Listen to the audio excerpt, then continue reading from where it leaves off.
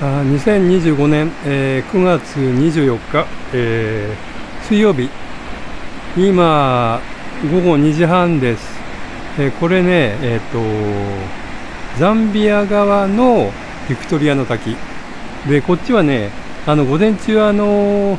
時半から12時まで2時間半、ジンバブエ側の、ビクトリアの滝行ったんですけど、そっちの方がもう圧倒的に人気があるんですよ。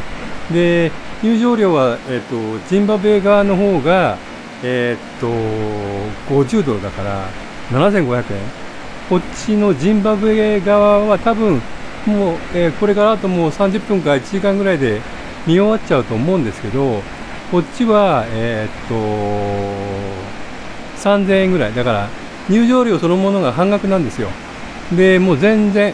こっちはもう観光客いません。今朝ね、8時にホテルを出て、8時半か。8時半にホテルを出て、で、タ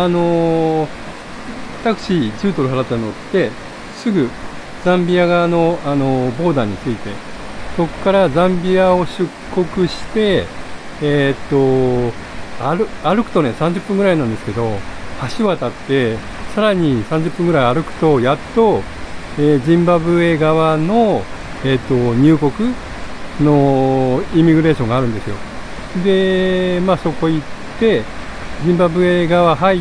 て、それからまたちょっと10分ぐらい、5、6分歩いて、ジンバブエ側の、ビクトリアの滝に入る。で、そこでやっぱり2時間半ぐらい、歩き回んないと、かなり広いんですよ。高低はあれこれ映ってるちゃんと。高低差はないから楽なんですけど、左右にすごい横幅が広くて、